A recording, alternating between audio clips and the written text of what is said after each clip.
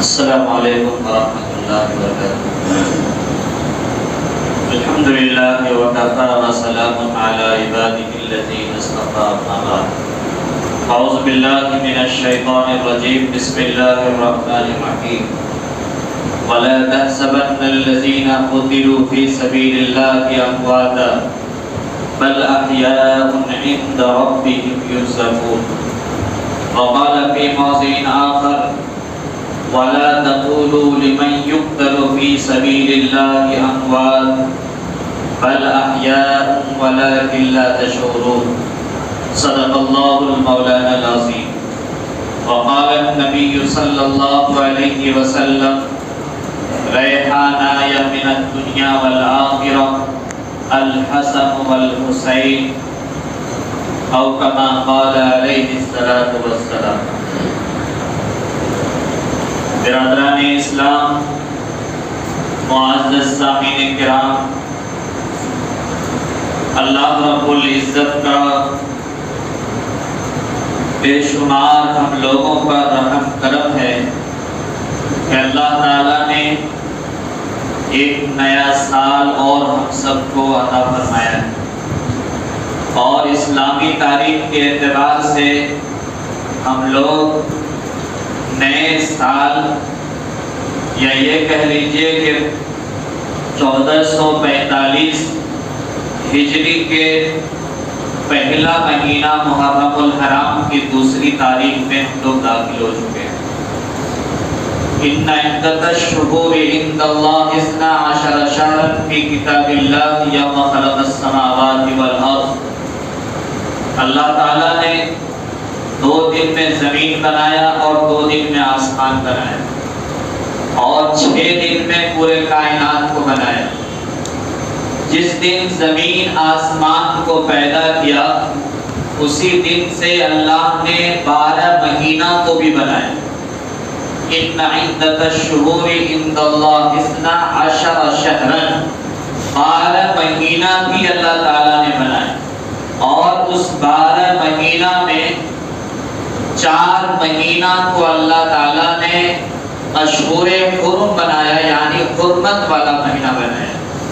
ان 4 مہینہ کے اندر کسی بھی طرح کی قتل و قتال، غارت گیری، خرافات، بدعات، شرک وغیرہ کرنا سرے سے ہی ظلم ہے اور بہت بھاری گناہ، بہت بھاری گناہ۔ وہ مہینہ ہے ذی القعدہ، ذی الحجہ، محرم، اور بیچ میں مہینہ رجب کا۔ تو اشہر حرم میں سے پہلا مہینہ ماہ محرم ہے، اور محرم کا مہینہ جس میں ہم اور آپ داخل ہوئے ہیں، یہ مہینہ بھی حرمت والا مہینہ ہے، حرمت کا مہینہ، مقدس مہینہ ہے۔ کیوں؟ اس لیے کہ اسی مہینہ کے 10ویں تاریخ کو، جس کو یوم عاشورہ کہا جاتا ہے، جس کے بارے میں اللہ کے نبی صلی اللہ علیہ وسلم نے فرمایا افضل الصیام بعد رمضان شہر اللہ المحرم، رمضان کے بعد سب سے افضل روزہ یوم عاشورہ کا روزہ، یعنی 10ویں محرم کا روزہ۔ رمضان المبارک کے بعد سب سے معظم بشان روزہ، سب سے افضل روزہ یوم عاشورہ کا روزہ، یعنی 10ویں محرم کا روزہ ہے۔ اور جب ابتدائی مرحلہ سے اس مہینہ کو اللہ نے محترم بنایا ہے، مقدس بنایا ہے، حرمت والا مہینہ ہے، تو شروع سے ہی اس مہینہ کی حرمت ہم سب پر لازم اور ضروری ہے۔ اور یہ مہینہ آج سے تاریخی نہیں ہے، بلکہ جب سے زمین آسمان کو پیدا کیا گیا تبھی سے اس مہینہ کی فضیلت اور عظمت بہت بڑھا ہوا ہے، کیونکہ حضرت آدم علیہ السلام کو اسی دن پیدا کیا گیا اور جنت سے اسی دن نکالا گیا، اور اسی دن آدم علیہ السلام کی توبہ قبول ہوئی۔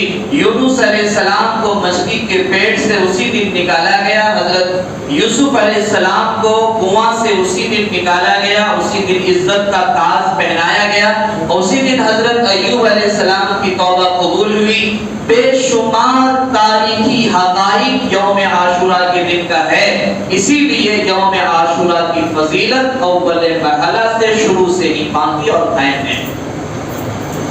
اب دوسری بات یہ ہے کہ یوم عاشورہ کی فضیلت ایک طرف، اور دوسری طرف یوم عاشورہ اور ماہ محرم کے مہینے میں، محرم کا مہینہ آتے ہی عام مسلمانوں کے ذہن کے اندر عجیب و غریب نقشہ آ جاتا ہے، عجیب و غریب واہیات خرافات کی تصویریں مچلنے لگتی، اور وہ یہ سوچتا ہے کہ محرم کے مہینہ جب آ گیا ہے تو ہمیں کیا کیا کرنا چاہیے۔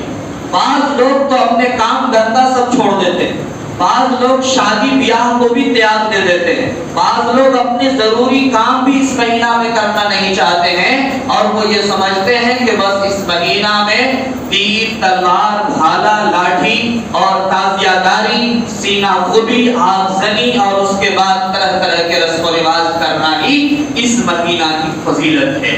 حالانکہ اس مبارک مہینے کی عظمت اور فضیلت کو رہتے ہوئے اگر اس طرح کی خرافات کیا جا رہا ہے تو شروع سے ہی یہ خرافات کرنے والا ظالم اور بدعتی ہے،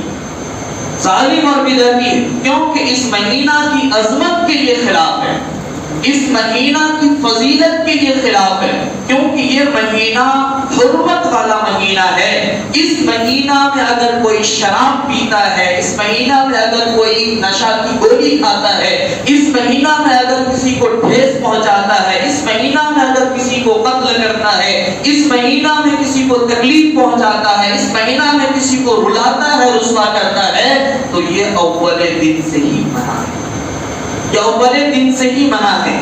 تو لہذا تمام تاریخی حقائق اور شرعی حیثیتوں کو ایک طرف رکھ کر کے اس کے خلاف واقعات اور خرافات کو جنم دینا، یہ قطعاً حق پرستوں کی پہچان نہیں ہو سکتا ہے، یہ حق پرستوں کی پہچان نہیں ہے، یہ حق کے راستے سے ہٹ کر نیا گروپ بندی کا یہ طریقہ ہے، اور یہ ظلم والا راستہ ہے، یہ شہادت کو نعمت نہ سمجھنے والا راستہ ہے۔ دوسری بات